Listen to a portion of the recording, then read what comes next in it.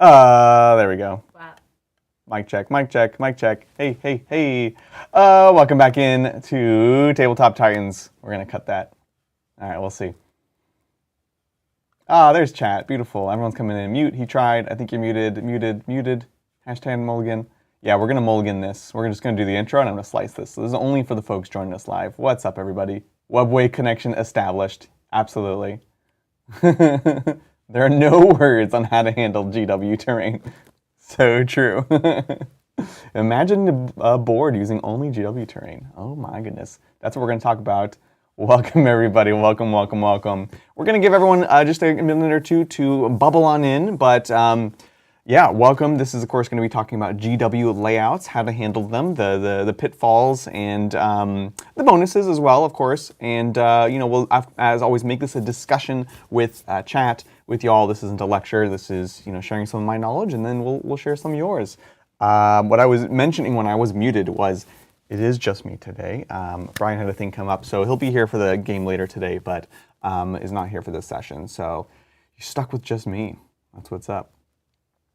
Excellent. What do the bubble emojis mean? What does that mean? Is bubblies? Bubbles? Bubbles? All right, folks, let's dive on in. Welcome to another strategy session open to the public today as the first Thursday of the month. Of course, we do these every single Thursday with the members. So if you're interested in that, consider becoming a member today. Today, we are talking about, as the title suggests, Games Workshop style terrain. What it is, how it works, how to handle it. We'll talk about things that I like about it. We'll talk about things that I dislike about it. As always, as I mentioned, we'll make it a discussion with chat and we'll see what's going on. A big thank you to Mr. Step Hand with him for kicking off the membership train today. 5 gifted memberships, so appreciate it very much. Make sure y'all take advantage of those memberships and check out all the other strategy sessions that we have. It's a nice thing about the gifted membership, so it's a bit of a trial period you can try out. Okay, yeah, welcome in everybody. Let's get into it. So, Games Workshop style terrain is something that a few years ago might have sounded completely bizarre, and it was like, oh, there's GW events, but like nobody else really uses it. But with 10th edition, as we've evolved through, it's become a very, very prevalent. Many events are using it, as kind of is to be expected with when the game designers establish and propose a terrain system or whatever system it is, people generally try to pick it up, right? And I think there's also been a transition over the last few years where more people have the capability to play on this terrain. Funny enough, Games Workshop doesn't not make it easy actually to get access to this terrain. If you go to a US Open or any of the other GW events, the terrain sets that they provide, there's no like box that you can get that just has them all. So I think that's kind of a miss on their part. And I think it honestly is one of the reasons why we didn't see this adoption immediately, because we have traditionally had things like player place terrain in the US in particular. We have WTC layouts and things like that in Europe. And so we've kind of always been left to our own devices. And player place terrain has helped get around a lack of terrain in game stores in particular, right? It says, well, you're probably not going to have quite enough pieces, and it's not going to be consistent. So let's give people player place terrain, allow them to place them themselves, and kind of make sure that they have the right terrain in the right spot, theoretically.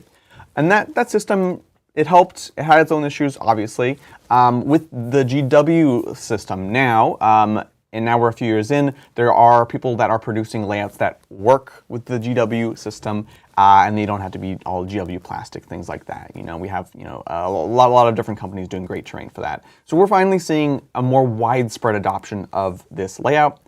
And it also honestly doesn't require too much terrain. The main thing is the boards. Of course, 10th edition going to actually having area terrain be really part of the building and delineating, obscuring means that you need ruins on the terrain, but probably the most important is actually just those surfaces to delineate where the obscuring starts and ends. And it makes it much more accessible. So I think a lot of people went out, you go to your local plastic shop or whatever, and you can get some acrylics cut to that size. Again, there's a lot of cool people doing neoprene mats. Frontline Gaming does some really cool ones with that as well, and you can kind of get those in. So this is all kind of a preamble to say like where we've been on terrain, where we're at now, and to say that GW terrain is very much here, which is exciting. Hello, everybody. Thanks for joining us. North American scene slow to adopt. Yeah, for sure. I think, there's always a little tension between North America and Europe in particular, where we have, for whatever reason, are known for having less terrain on boards, and a lot of, I think, has to do with a lot of like just little game shops throughout the U.S. basically. And so, as I mentioned, there's very much like an established way of doing things, and we've slowly shifted over. Even Frontline Gaming now does fixed layouts on even their like GW kind of style layouts. And so, I think overall this is a good thing. I think one of the big things is terrain dictates so much around how this game is played, and the fact is, this is the way that the game is play tested and designed around. This is the systems that they are using, and that is for sure. That is a fact. And so, if we want to really play this game properly, we should try to play on this if we can. There's other ways to play it, but for tournament play, for competitive play, consistency is great, and also just playing it exactly the same way that the game is balanced around. Because if you play without this terrain, open battlefields are very, very different, right? If you play WTC, the gap has closed. WTC style terrain is dense. It's not as dense as, like, the difference between the density of those boards and the density of these boards is much, much smaller than it used to be. So it very much changes the game. But I am a fan of that. Yes, that's the thing I'll say I like about it. I like overall, I really like the system, I'll say. Melody says, I'm the only human in the history of Warhammer that liked player-placed terrain. There were parts about it that I liked. As I said, it gets around a lack of terrain. And it also introduces an element of player skill, which is fun if you are obsessed with this game, like myself and Melody. But if you are a more casual player, it's just a whole nother layer on top that was pretty insurmountable if you didn't have a lot of practice into it. And that has nothing to do with the core game. So that was my issue, honestly. So, yeah. Benjamin says, honestly, I've been confused about the terrain layout since they put them out. Are they supposed to work like 2.5D terrain, where the shadow is all that matters? Great question. We'll talk about all that today. Kiwambok says, I just started using the GW layouts from the last 2 games and loved having them. Yeah, it really, really closes down a lot of sight lines and is actually somewhat flexible with your own personal terrain. So without further ado, I think let's dive on into some of the details. I have here a number of different layouts, and you can find all this information in the Pariah Nexus document. I think I have a tab open, so I'll see if this pastes this properly. If anyone want to check that out. It doesn't look particularly like a pretty link, but that should work, and that'll take you exactly to the mission packet. And let's hop over to this other scene where I have a bunch of different layouts. And so, yeah, let's talk a little bit about kind of how to read these layouts, I think is the first thing. So what we have here is lots of symbols. First of all, yes, we can see this is the area of the terrain. The whole thing is considered to be part of a piece of terrain, and it is going to be obscuring, right? So if you're behind this, you can't see over it or through it. Let me grab, I have some units over here. So let's grab like some intercessors, for example. If you are, and then we need an enemy to shoot at. How about some orcs? Always orcs. So here we have Marines, like a Marine model on this side, cannot see the orc on this side. If you're on it, you can see through, and of course, just like any 10th edition game, if you are just towed on it, the orc can now see the Space Marine, but the Space Marine cannot see the orc. And this is to prevent something that was very, very common in competitive play, which is the idea of just towing in. And part of that was due to the way the cover worked, and kind of, again, a need to make terrain work, where you could be like, oh, I need to get cover. There's no way to get cover unless I'm all the way here. So you could just like tow in and be like, oh, these guys are in cover. And GW got rid of that. I'm actually in favor of that because it was something that you would do because you're trying to play the game and you're trying to win. But I'm also I'm more than happy to like not be able to do that. So that's a thing. So those are the first things to know about reading it. Then we can see here the eyes and the no eyes. The eyes mean that this is a singular piece of terrain. And then when it's the eye crossed out, it means these are two pieces of terrain. There is no line of sight through this corner. So you cannot see through here, but it means if you are on this piece of terrain, this one is unlocked, but this one's not unlocked. So right now, for example, still can't see this orc. Now I can see that orc. So that's the eye versus the no eye. Generally speaking, if you have like flats against each other like this, it'll be a piece of terrain. But that's not always true. So just look for that symbol. And then here you can see where they recommend having the L's and where they recommend not having the L's. Now, someone correct me if I'm wrong, but I'm fairly sure the polka dots here means this is a section of wall or ruin that is less than 2 inches in height. And this means that anything can go over it, even vehicles. If you had like a battle wagon, to use a non-specific orc example, you're able to go over this thing. You cannot go through this wall because you can't go through walls. But there might be like a little piece of ruin. So for example, over here, very commonly, you can just make a little ruin. Let's actually make it the same color as this. So it's like an L. It's like this. It'll be kind of like that. This is very common, and often they'll sit like this. This is the frontline sets have this. The GW sets will often have some little piece of terrain. And what all this means is you cannot end on top of it, right? So if you're the battle wagon, you can go through it, but you have to make sure you're entirely clear it. You cannot end with your model like kind of wobbly on top of it. So just note that those are generally speaking there. And then of course there are the squares, there are the grids, they are 1 inch. They're normally very, very tiny, not blown up, so you can't really read much beyond that. And that's how you read them. So the eyes and things can be a bit weird at first, but once you know, it's not too bad. And then very commonly we can see it's going to be 3 L's and a U in the current Pry Nexus layouts. So yeah. Is he using Roll20? No, this is Figma, which is an online browser-based like graphic design editing software, and we use that this is what we use for like our thumbnails and a lot of show graphics. It's great for vectors and things like that. So yeah, the U of safety. Yep, correct. But the intent is not to be able to land on larger models. Yep, absolutely, beautiful. LJ Holder is looking for recommendations for terrain that's easy to transport and looks good. Great question. Hello, Javi from Spain. Hello, hello. The Dorito of safety. What kind of Doritos are you eating? What is this? The U. Anyways, so that's a bit about GW layouts and how to read these. Yeah, we can talk about some recommendations, honestly. And if you have questions about how to read this or anything, now would be a good time to ask. So recommendations on terrain, Frontline Gaming, who I will say they are a sponsor. So if you want to, you can think I'm biased, that's fine. But they also run many of the big events in the U.S. They make great MDF sets that are affordable, and they can come pre-painted, which is really nice. And they're going to match obviously what many of the tournaments are, at least in the U.S. They also make a WTC style terrain, which I highly recommend. So they're usually my go-to. I'd say most of our sets here match that. And then another good source is, oh man, hold on. Who is the main? They make it's not tableware. They make the WTC layouts. Normally they're like the LGT style terrain. TT Combat. TT Combat makes great style terrain. I think they have some GW stuff, but they certainly have the WTC style terrain. It looks great. So yeah.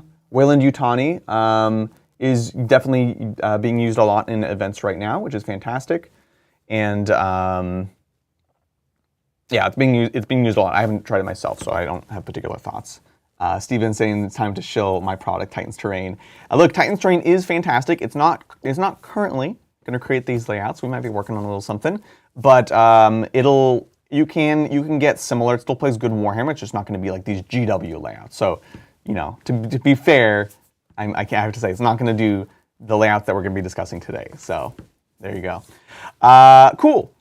So that's a bit about the fundamentals of GW terrain. Let's see if we have products and questions.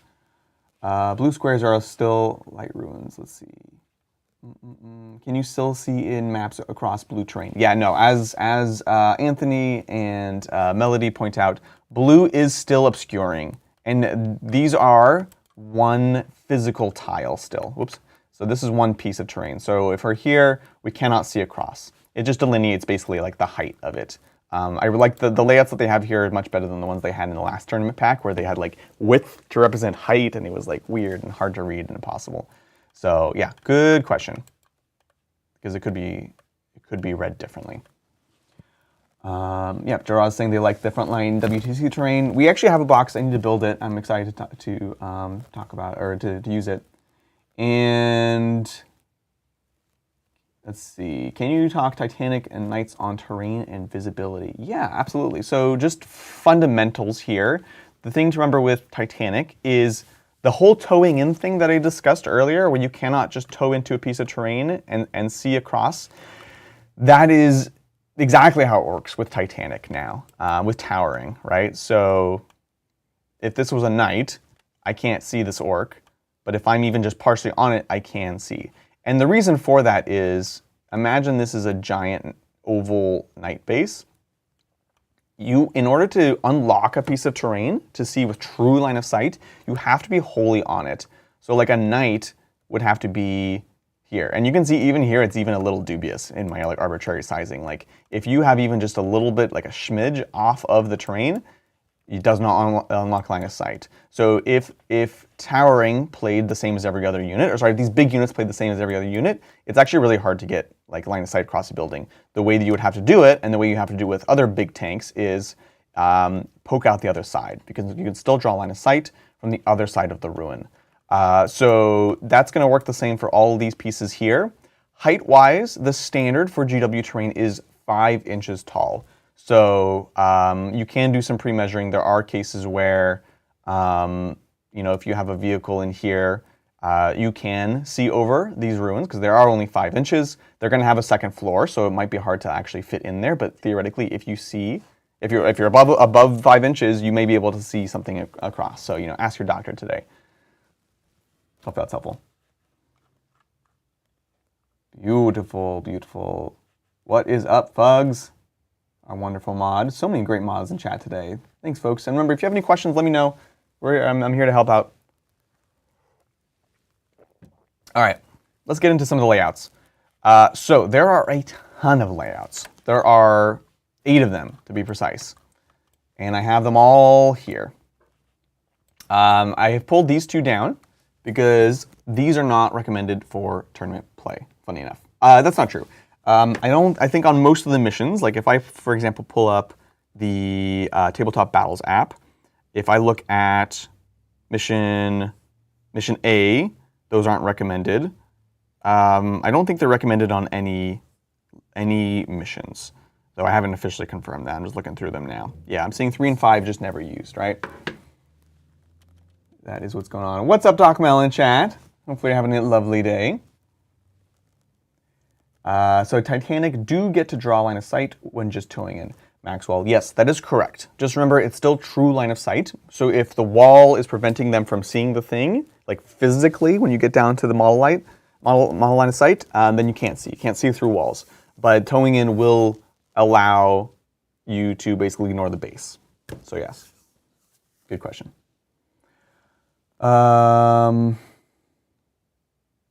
Yep, people are asking about the measurements. We've got mods in chat here with that. So it is 6 of these large pieces, 3 on each side, and these are going to be 6 by 12. And then 2 of these smaller ones, which are, what are the small ones? 10 by 5.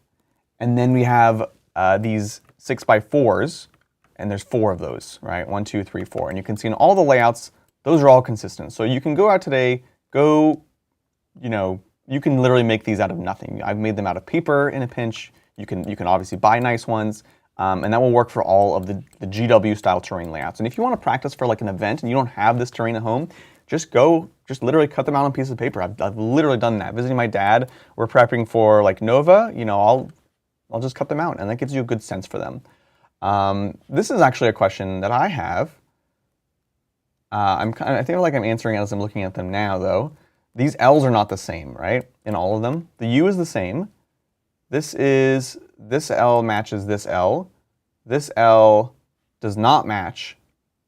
Oh no, this L is here. But this is two small ones. Two small ones. Okay.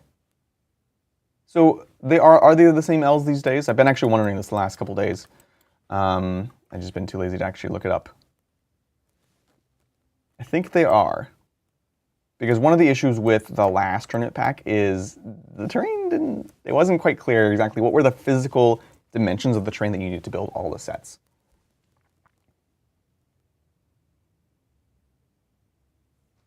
This layout pack was based off of a terrain set and it was made with actual terrain.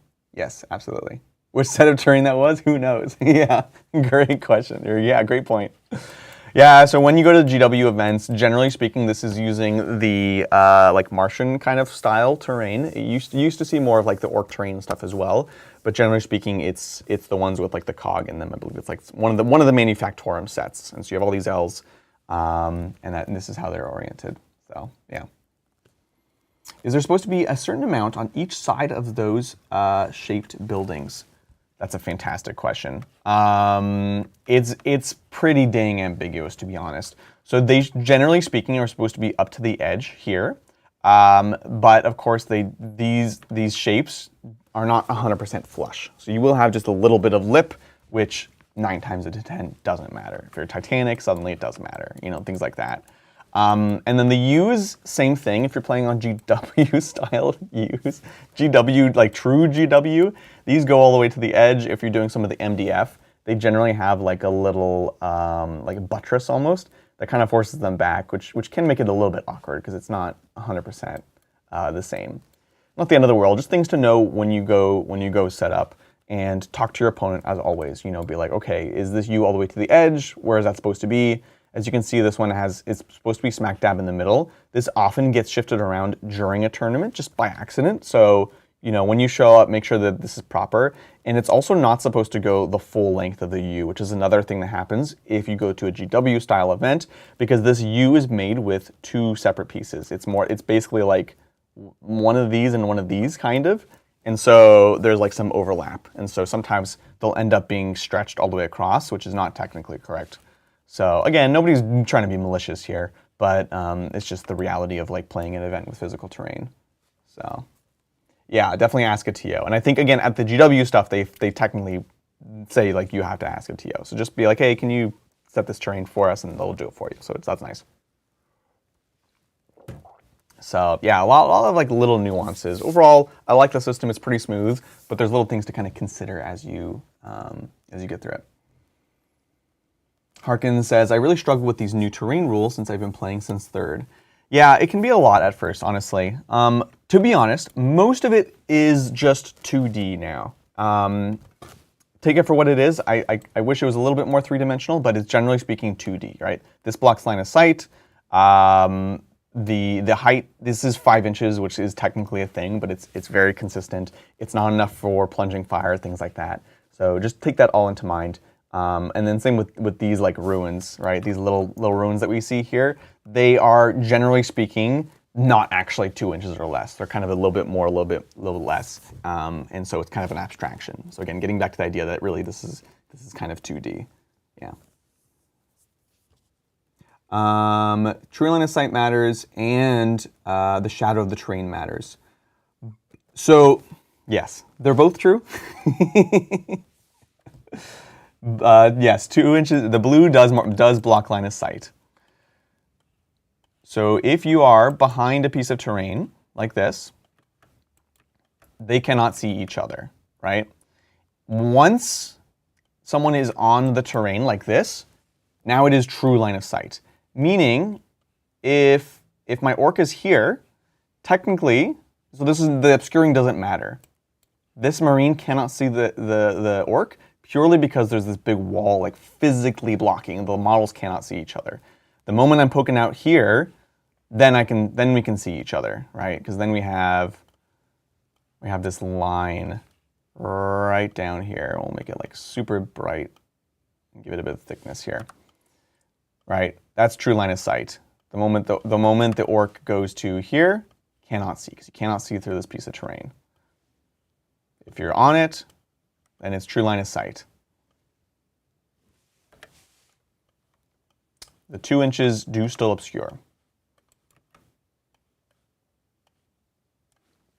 Beautiful. A big thank you to Stephen Whitten for the $5 super chat. Can a Titanic Walker occupy multiple ruins to gain line of sight? I.e., can my Warhound Titan put its big stompy feet into 2 ruins like shoes?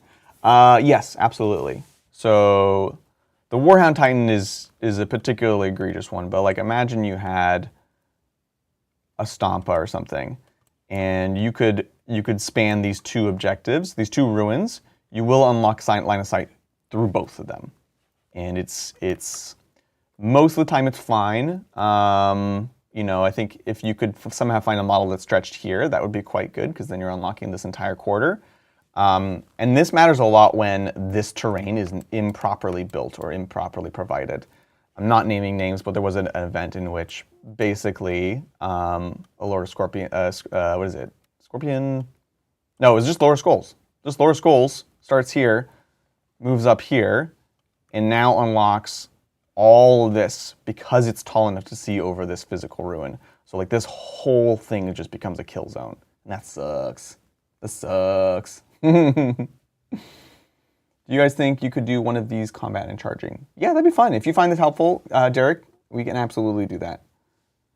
Yep.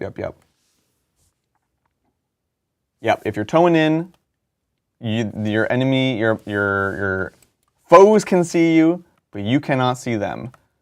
So if your whole base is not on the ruin, they can see you, but you can't see them. The way to think of it, I know this is where it gets complicated. Really, they just want you to be fully on or fully off. Partially on is only a negative. They want to prevent people from like, oh, I'm just gonna like toe in and then like They want to stop that whole attitude. Which whatever, fair enough. Again, keep the questions coming. These are good, and I know some of these are going to be repeated.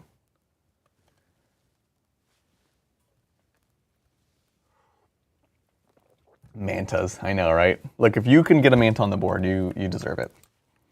All right, so let's talk a bit more about these layouts specifically. So we have 8 layouts, 7 layouts? 8 layouts, 2 of which are not generally in use in tournaments. We have over here at the end, these 2 are not commonly used. So I'm just going to pull this one like halfway down. Layout 7, infamously used at the World Championships this year. First time I played on it, that was fun. But generally speaking, these are not the most commonly used. LVO, I want to say day 2 was, now I can for sure say day 2 was layout 6, like this. And day 1 was day 1? I don't remember. One of these. These are all very, very common, honestly. I really like layout 1, and let's get into kind of like how you would play around these. And this is going to be informed by deployments. So I think for now, to start the discussion, I want to talk about some of the most common deployment types that we see. So let me just get a little thing here. Let's just multiply it out. All right. Let me know if this is readable. So I'm going to set up tipping point. Now tipping point is 12 up here, goes all the way to the halfway point, and then it is 18 up here, which is important. Beautiful. So this is tipping point, and obviously your opponent has the same thing on the other side. Beautiful. Willow says, I like layout 1 unless it's a hammer and anvil. That's a brutal situation where I've seen poor Lil B in. I really dislike hammer and anvil, and I've been really trying to play it less on the channel. Like, I think, oh, this is flipped. Boop. Come on. These 2 need to go. Why is it flipping that way? Oh, it's because I'm using the wrong buttons. Hammer and anvil, the problem with hammer and anvil is it's so much just in the middle. And it's like it's like do or die. Whereas tipping point, Remember, this also determines the objective placement. Hammer and anvil is 3 across the middle, whereas tipping point is like 1 here, 1 here, 1 in the middle, and then 1 safe. So it's like very clearly home base, safe-ish expansion, and then like kill zone in the middle, which is fun. Yeah, Hammer and Dawn, which again is why you see them a lot less. I think most commonly now I'm seeing tipping point, and then just for the sake of argument, Crucible of Battle. Now Crucible of Battle is the grilled cheese of battle.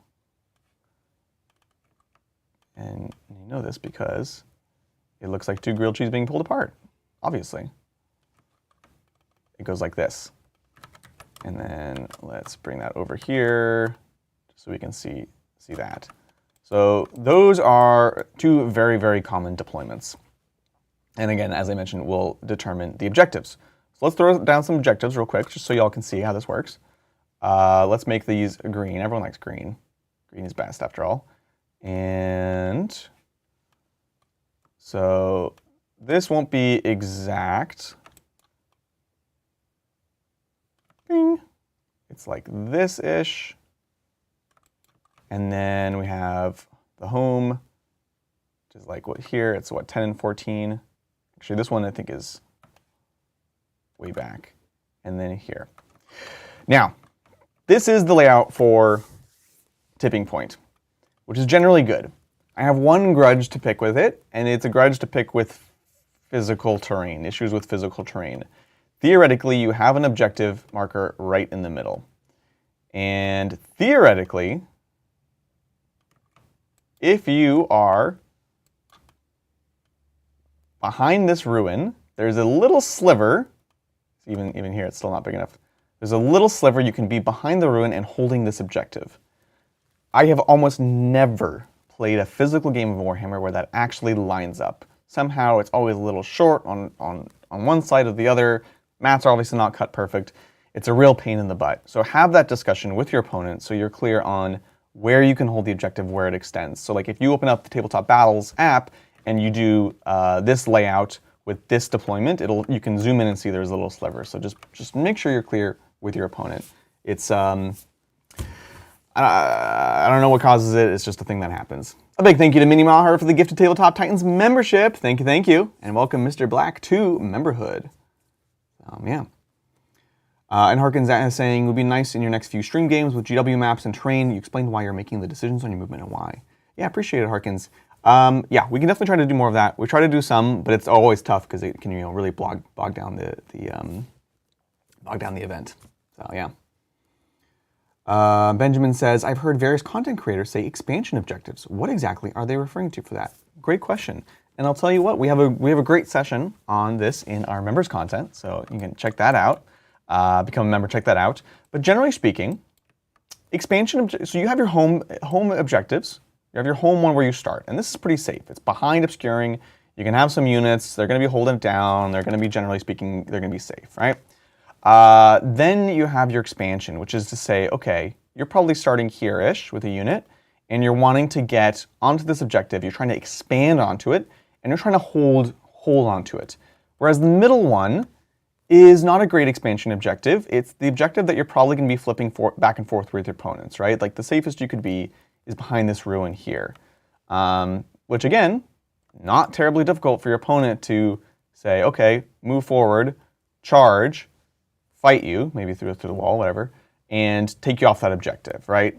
And then in that case, okay, they've now taken it, and you're going to be sending someone in to take it back and forth. So you're flopping this objective back and forth, just making sure that one person doesn't get points up on the other person.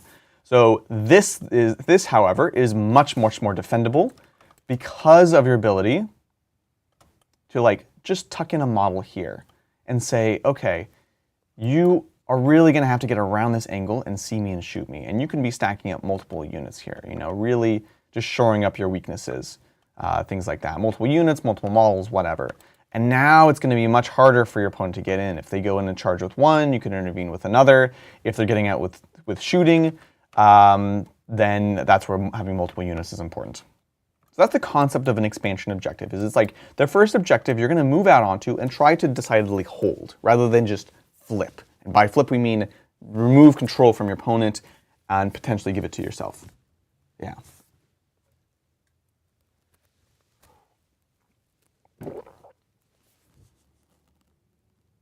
Yeah, Gainey, definitely agree, saying when terrain is on the line, it would be awesome if GW added a footnote on the intent.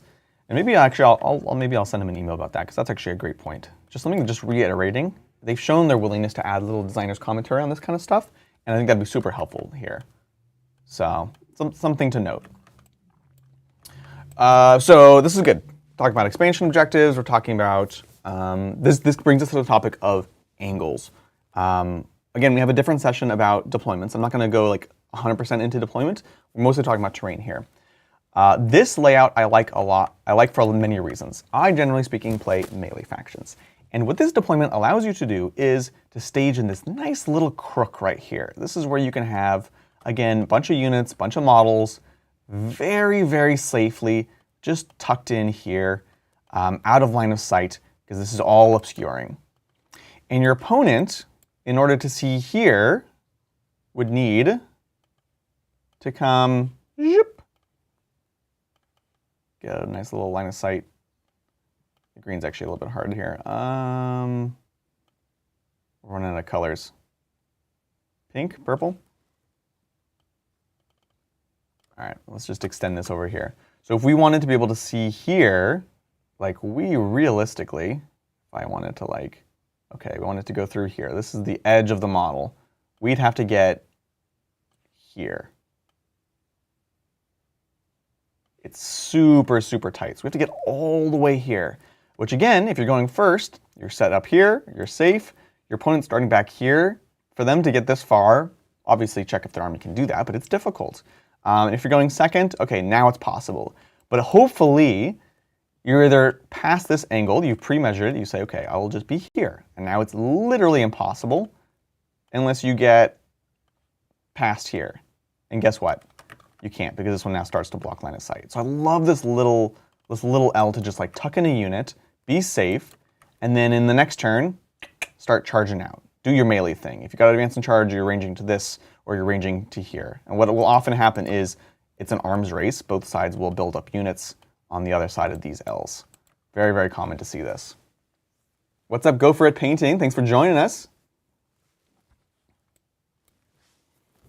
Having air terrain mats that fit a board but don't blend into a board is a hard balance. Oh my gosh, it so is. Especially as these neoprene mats get nicer, it's actually can be hard to read sometimes. So it's a balance of, as always with terrain, it's a balance of aesthetic and form and function, basically. So this is a dynamic that's very common on layout 1 on GW.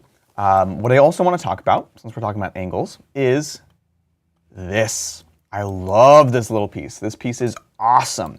This piece stops so many things from happening. Let's go over to our little unit roster and let's grab a Forge Friend. So this can represent like any shooting unit, right? They're starting here. Turn 1, if you want it to be here, like you're thinking about, okay, where am I starting? I'm somewhere along this line. I'm going to be moving out. What can shoot me turn 1? Well, the Forge Friend, who I will now have trouble grabbing because it's underneath this. Perfect. Very, very often they cannot reach here. Remember, in 10th edition, if you tow into a piece of terrain, you cannot see over it. This means that they need to be fully on it and have a base that can fit on it, right? Or they have to be physically sticking out over the edge. In which case it's like, yeah, this is obscuring, but you're literally just measuring line of sight from here. This is quite a far distance to go. If you look here, it's 1, 2, 3, 4, 5. Well, I guess we know this is 18. This is 12 inches. So they have to go more than 12 inches in order to be able to see over it.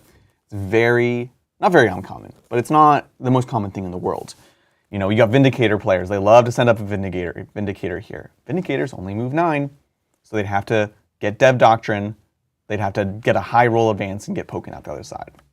So I love this as a little protection early game to stage. What it also means is if you're here, again, the likelihood is they cannot get this angle here. They cannot see this, at least until the next turn when they're forced to come out. And when they're forced to come out, then you can deal with them. So this is a very defensive position. Now, thing to keep in mind before I take a look at chat is, again, if you're going against a shooty army, if you're going against Marines, things like that, they'll have a shooty tank here or just here. And in many layouts, you can fit a tank through here and be shooting. So this angle here is safe head on, but at an angle you're going to be vulnerable. So take note. Fast gun, good, yeah. This is in Figma. It's a great piece of software. Oh, greetings from Hungary. Greetings from California. The Forge Fiend pocket.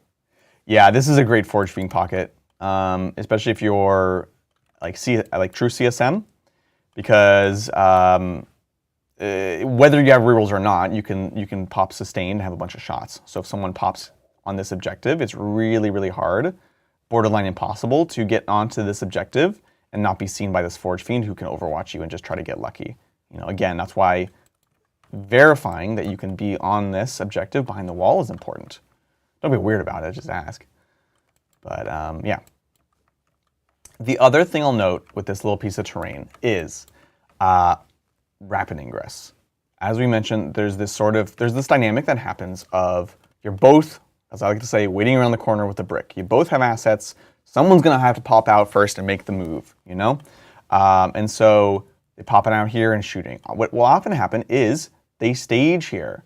And if you yourself have shooting units on this side, if you have, let's say, a loyalist Forge Fiend, they're going to be kind of cautious to pop out. The nice thing about this for you is rapid ingress is a beautiful, beautiful thing. So like here, this is what, 1, 2, this is 4 across. It's 4 across, 5, 6, 7, 8, 9. So you can bring in a unit here. They can't see you. Next turn, if you're fast enough, you can move up or you can move over. You can really use this to stage units. And if they're timid, this is the ideal for me, because now it's even going to be hard for these things to reach you. So I'll do this a lot with my tactical brigade with tank bustas. 1 unit tank bustas, if they can, will set up here. And again, they're infantry, small bases. Step on, shoot you, Forge Fiend's dead. So I love this little piece of terrain here. I feel like this whole session could be about just 1 or 2 layouts, to be honest. So we might end up doing another one at some point. But hopefully this is helpful. If this is helpful, of course, like the stream, leave a comment below. Let me know what other kind of tactic sessions you'd like to see. Like I said, we do this every week for the members, and we'll do one free one for everyone on the first Thursday. So let's dig in a bit further onto layout 1, because it is so important, because tipping point becoming much, much more prevalent.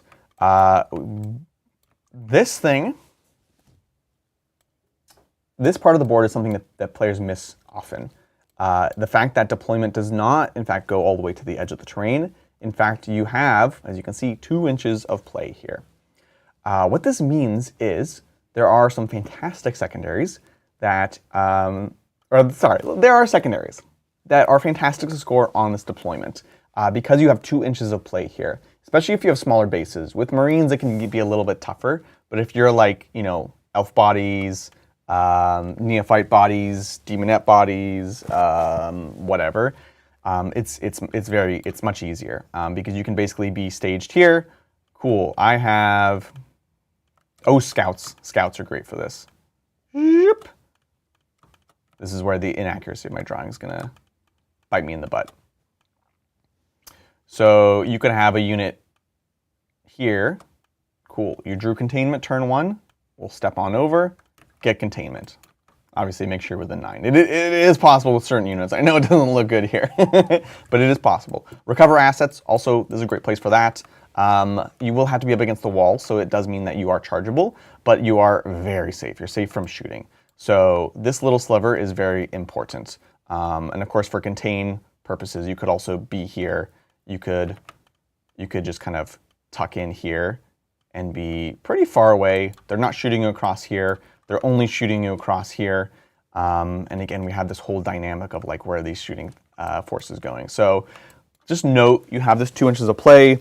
That's going to be something to really consider on this deployment map. Often, for me personally, I have a unit. This is usually like a jump pack unit, Storm Boys, JPIs or something, as we have here.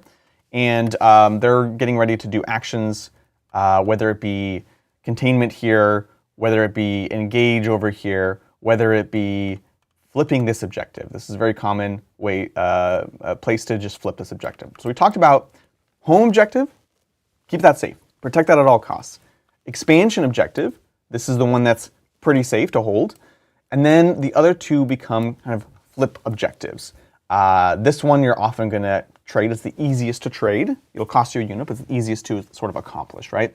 This objective is your opponent's expansion objective.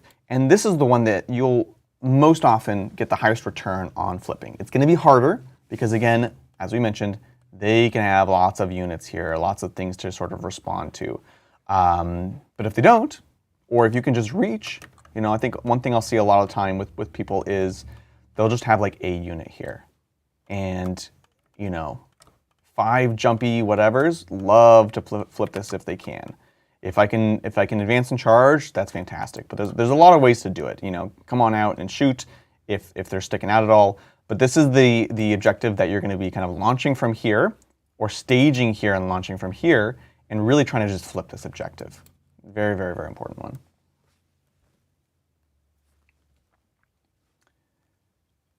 Yeah, go through gray, just not the walls.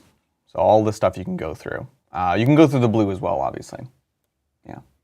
Steven says, do you ever find it valuable to place units in 2nd or 3rd floors? Very rarely. In tournaments, the 3rd floor is basically never seen. You might see it at your local game store, because that's what you have. The 2nd floor, unfortunately, does not give plunging fire, which I think is kind of a miss. I will use it if I am really cram jammed here. If I need a unit to be set up to go in, and I also want another unit here, they might go on the 2nd floor, only if my opponent doesn't have proper shooting. I've seen Marine players do it for like incursors, who maybe don't want to get stuck in. They want to just unlock line of sight, and it's the same kind of deal. Maybe they have like a bunch of units just like packed in here, melee units on the bottom, and then you put it like incursor on the top to like tag up a unit without taking up extra real estate. But it could just cost so much movement to get down. It's 5 inches. You're losing so much space. So it's not the most common. I'll use it on like Ludas, for example. If you want to have like Ludas here and just be this just absolute death arc, but you really have to be certain you are where you want to be. Funny enough, I used it on stream the other day against Brian with flip belts because they ignore vertical. First time ever. And they were on the second floor, and they just physically were out of line of sight of the unit below, so I couldn't get overwatched. And then they just ignore it when they go in. So that was cool. But it's definitely rare. Mars says, I just got my first flyer. How do they interact with the terrain? Great question. Flyers are a whole nother bag. So if this Forge Fiend was a flyer, flyers are, let's see. They will always ignore obscuring. So they don't have to be towed in at all. They can always ignore this, the board, the physical, like the imprint, the shadow. But they do not ignore ruins, which is something I see people thinking they can do sometimes. So for example, here in this version, if this is a flying forge, if this is an aircraft Forge Fiend, he can see these Marines. If he was here and not like physically over this ruin, would not be able to see them now. But here would be able to see them. And of course, if they were tucked in, likelihood he cannot see them. So that's flyers. They ignore these bases, basically. Yeah. Forge Pigeon? Yeah, absolutely. So, yeah, all true line of sight in that case. Just literally, can your model see their model? So, keep that in mind. Great question. It's funny because they are pretty rare. I think I faced my first competitive flyer last Nova, and my opponent brought Crimson Hunter, and they were like, "Yeah, I think this is how this works." And I was like, "What?" And I was like, "Can we just like check?" I had no idea, and we checked, and I was like, "Oh my gosh, I've gone a year playing this edition without even really facing flyers, certainly in a tournament." So, a lot of people will be uncertain about this. It's very common. Yeah. So Steven says most flyers are physically over GW ruins, so they just see everything. Kind of. Remember, angles matter, right? So the farther that you are away from something, the less you can see over it. That's just like the physics of it. So again, just true line of sight. Just get down to the models, see, can my plane see your models? That's what matters. So keep in mind, just make no assumptions. And that is not hovering. Yes, if they... Ooh, I'm not sure if hovering takes it away, but this is only for aircraft. Not anything with the fly keyword. Maybe someone can confirm if hover takes that away or not. Layout 1. I think that does it beyond like another kind of deep dive into deployment. Hover removes aircraft. Okay, yeah. So when you're in hover, it's just like any other unit. Yeah. Beautiful. All right, so that's layout 1. I want to talk about layout 6, because we did just play it at LVO. And in this case, we played it with Crucible. So let's just overlay that here. So layout 6, very open. Very, very, very, very open. And we can talk about other, strengths and pitfalls of GW style terrain here. This is, again, where the bases matter a ton. Because if you're just using Ls here, like just the physical ruins, there's like this whole board is open, basically. Very, very, very important. So you can see here, for example, this is a fantastic place to stage your models. On this layout because your opponent is going to be so far away. Even if they have infiltrate, it's like very difficult to get this angle here to be able to see models. Let's grab some models. Let's go grab them. Let's grab a boy, a forge friend. Let's grab an enemy forge friend because we're mostly worried about getting shot at. Actually, we'll get one of each. We got Orc Space Marines and Chaos Space Marines all working together. It's a beautiful thing. Alrighty. So, again, great place to stage. You're going to be pretty safe here. They really have to get up here to see this angle. Then when you stage into this L, you really need to be tucked in. And again, these models are not necessarily to scale. But, again, this matters because of this line. This line here. Need it to be thicker. Come on. Increase. It's not doing it. Let me grab the other one real quick. Pause. All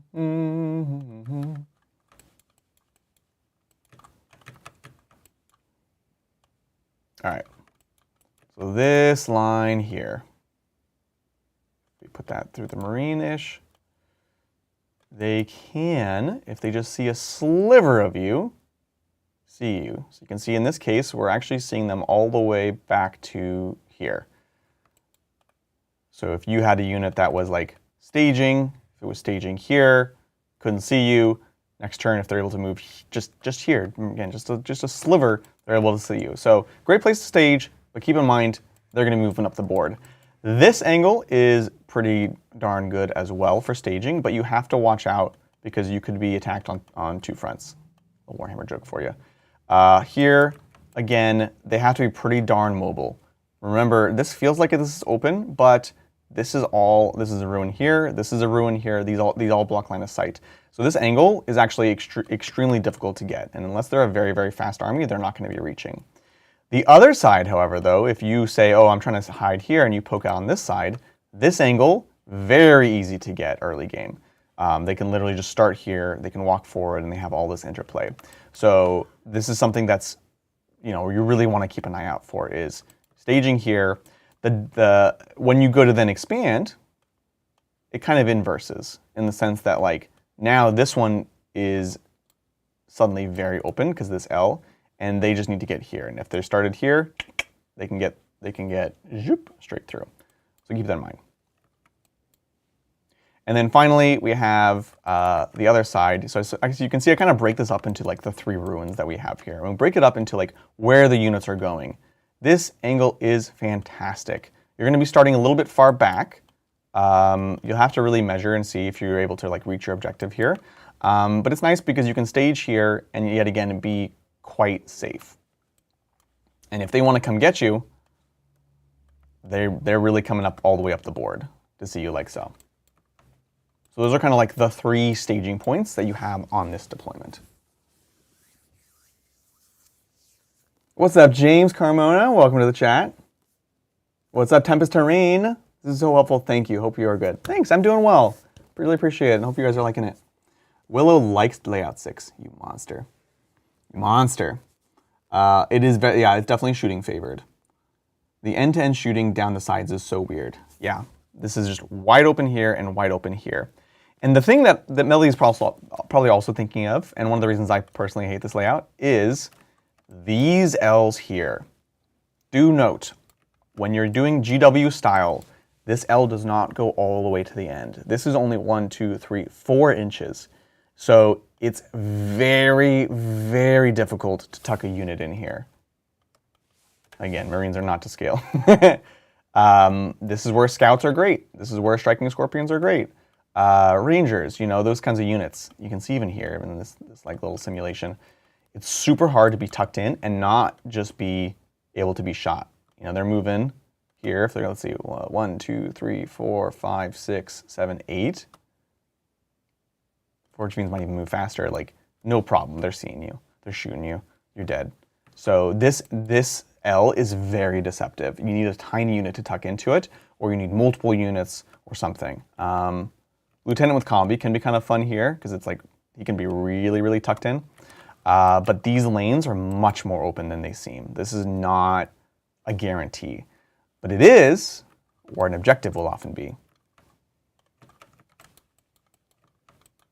I forget the exact, but I know that this is a thing. It's like right here, where it's like, oh, look at this little space you can be tucked in. You are not safe here. You are not safe. Don't trust it. It's like this, and then something like that, I want to say. And then a very, very dead zone in the middle. So this deployment is hard because what's your expansion objective? There's not an easy one, to be honest. You really have to like own a side of the board in order to take it. So in this map, I'm focusing even more on flipping these 2 objectives, making sure that because this one up here is so easy for my opponent to flip, I'm also making sure I'm flipping these ones back and forth and just kind of denying them primary. And probably trying to get a good sizable force here, probably multiple units here, some redundancy, so that if this, imagine that these are like individual units, separate units, if the Forge Fiend is killing some of them, but not all of them, and can stay with something on the objective. It's a tough deployment to not be a shooting army. Really, really is. Whichever one your opponent doesn't favor. Yeah, exactly. Yeah, you got to be looking at where your opponent is pushing, where are they weaker, that's a good side to go. And frankly, because these are both so bad, you could almost pick an angle. To be honest, with my orcs, again, more melee favored, I frankly end up actually just doing small trades here and doing a bigger push on this side. Because on this side, once you've wiped out their forces here, this angle is actually pretty darn safe from a lot of the bulk of their force here. So funny enough, this ends up being a better place to stage, and you can have your units behind, you know, obscuring and things like that. So you kind of take the opposite of what you might think if you are playing a more melee army in particular. As a shooting army, this isn't great because let's say they wanted to charge you from the other side here, they can just charge through and you're not going to get Overwatch or whatever, your tricks.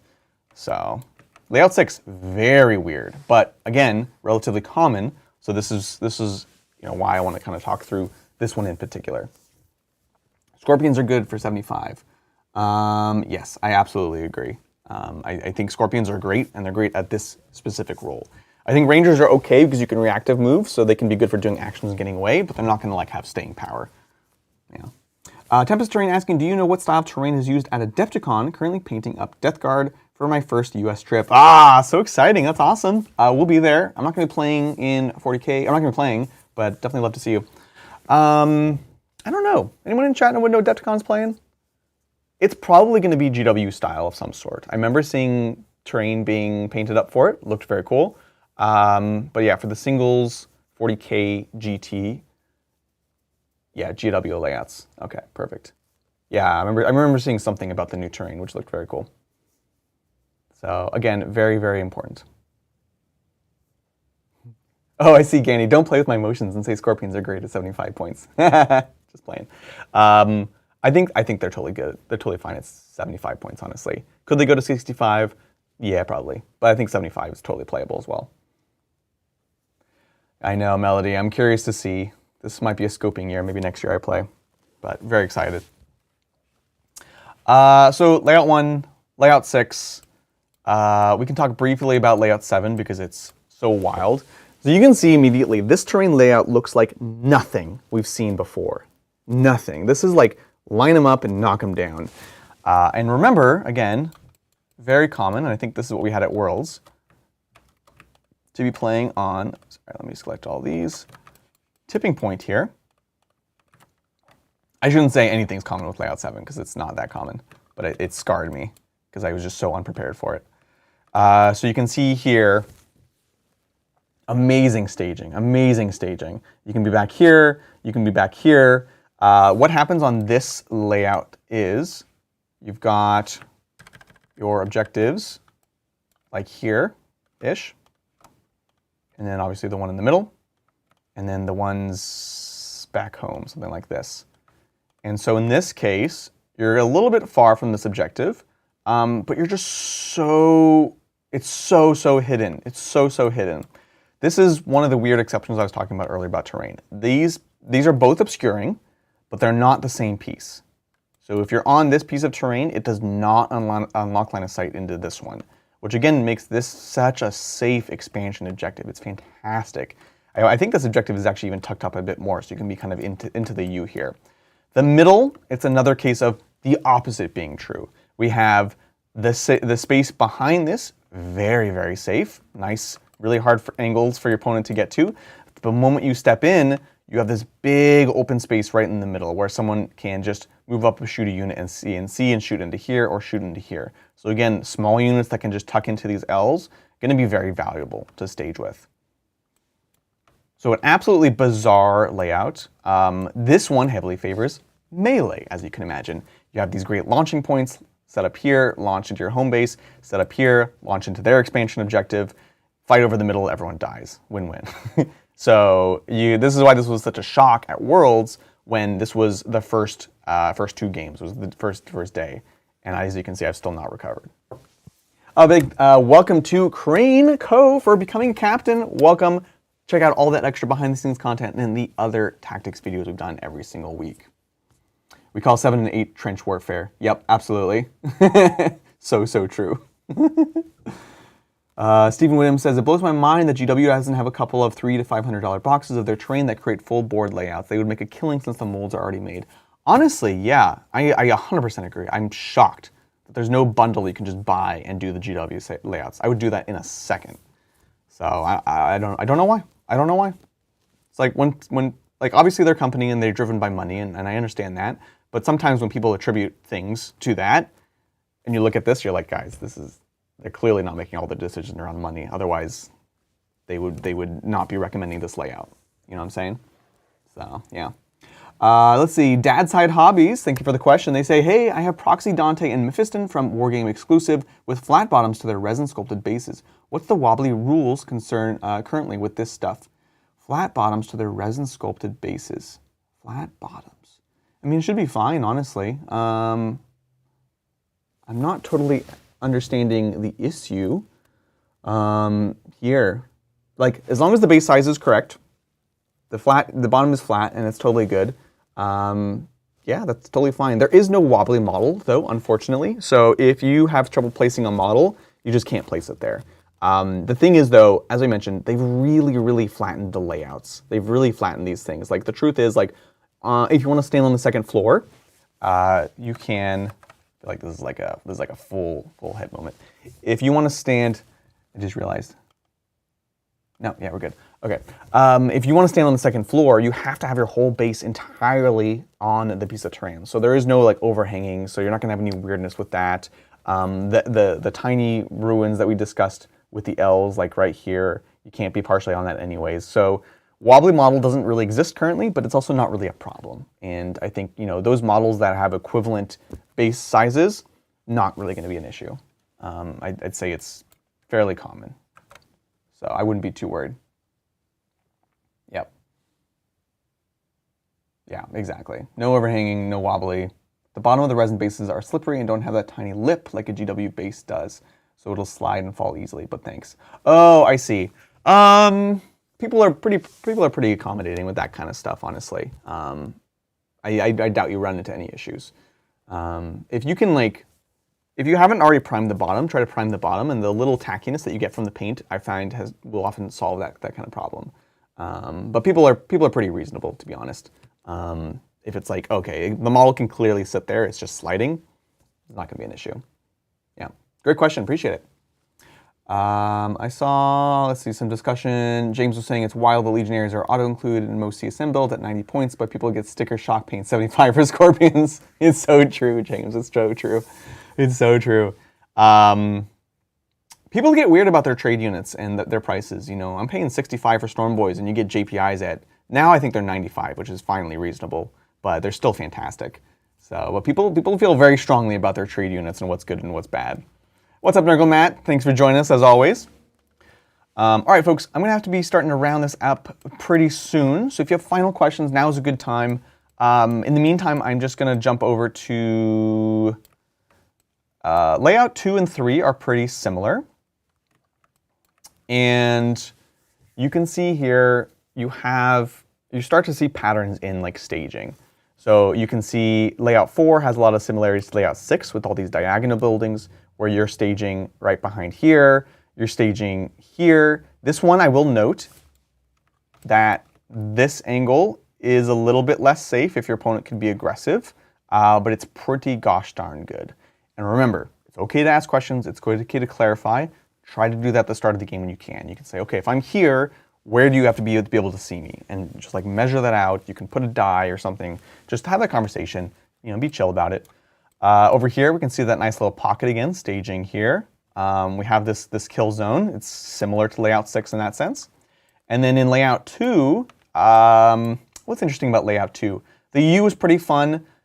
This angle can be a little bit dubious if they start pushing with like shooty tanks, push here, turn 1, push here, turn 2. They can start seeing in here. But this is a great staging point for melee units. This is a great place for your Judiciary units, your Fight First units, all that stuff. And then again here, you can see great staging. What I'll find is like often there's an objective here. One person is staging here, one person is staging here, and it's kind of like a battle between these two here. But you can see, there's patterns that definitely develop in these different layouts. 2 and 4, pretty normal, I think. 2, I think you see a bit more commonly. Thank you to Nightmare for the $20 super chat, very kind. Great content, thanks. Happy to help, honestly. I really enjoy doing these sessions, and so if you want to see more tactics content like this, both members and non-members, let me know in the comments below. JPI are 90, they're 90, it's so good! And I pay 65 for Storm Boys. Let's see, the OCD in me hates all the diagonals, especially on city mats. I desperately just want the building to be arranged in streets and blocks like a real city would be. I know, city mats, it's rough going in 10th edition with city mats because they never line up. I've been really enjoying the ones that are like concrete kind of mats, but they don't really have any demarked city lines or whatever. I also kind of want to get some like roads, like rolling out like neoprene little roads and things. I know there's companies that make them, to just like lay on top. Which I think would be pretty sweet, actually. And then you can do it based off of the layout that you have. And so it'll automatically match. Yeah. And that, folks, is going to be rounding out the stream for today. So again, final thoughts. GW layouts, they're very common. They are what the game is designed and balanced around. I think if you can play on it, it's great. I think GW layouts I think even if you are playing at home, take inspiration from the Games Workshop layouts because they do have balance in mind. They try to protect shooting armies and fighting armies. Try to play a variety of them if you can. But again, back to the home thing, you know, use them as inspiration and then make cool, pretty boards. Even when we do like our more aesthetic boards, I tend to take a lot of what we've learned here in the GW style layouts. I think they do very interesting things. Even just little things like the advent of having these like kitty corner sort of ruins, very, very helpful, because it's a way to almost even create more L's when you don't necessarily have all the L's, or you know, your L's are more aesthetic than functional. Well, you can create that with the basing, and that's kind of the beauty of that basing system, which I actually really like. So GW layouts, very particular, practice them, go through them. Honestly, I really think we're gonna do another session about these. And we might nail it in, dial it in. Maybe we'll talk about a certain layout, talk about deployment at first turn, for second turn kind of move for different armies. But again, let me know in the comments below what you're most interested in. I don't think GW still has terrain that fits their own layouts, do they? They do. Again, it's like one of the Manufactorum kind of sets. They have like the Mechanicus symbol in them. Like, it is GW, but there's not one set you can buy that makes it work, right? So, yeah, James, let's just play Warm Hordes fully flat. We're so close to being fully flat, though. I get why it happens, but you know, vertical boards are cool. The good thing is you can build vertical boards, and as long as you're not putting, you know, stories up super up high, you can just do it because it's basically the same and it looks cool. Yeah. The GW terrain is super expensive, I think. Oh yeah, for sure, definitely. It's good quality, obviously, but it is very pricey. So lots of others around. Obviously, Titan's terrain is good for practice. It's not going to do these GW's layouts yet, but I'm always going to recommend it if you want to just have good, fun games at home. That'll be, you know, close-ish.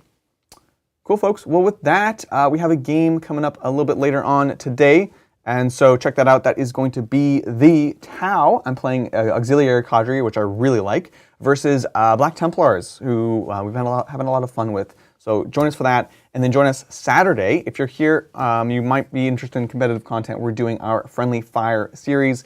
This is going to be me playing the Bridgehead Strike for the first time ever, Competitive Guard versus Competitive Death Guard, who've been doing very, very well lately. So that's going to be an absolute blast. So join me for that. And honestly, just thank you everyone for tuning in, being a part of this. And as always, be safe out there. We'll catch y'all next time on the tabletop. Bye!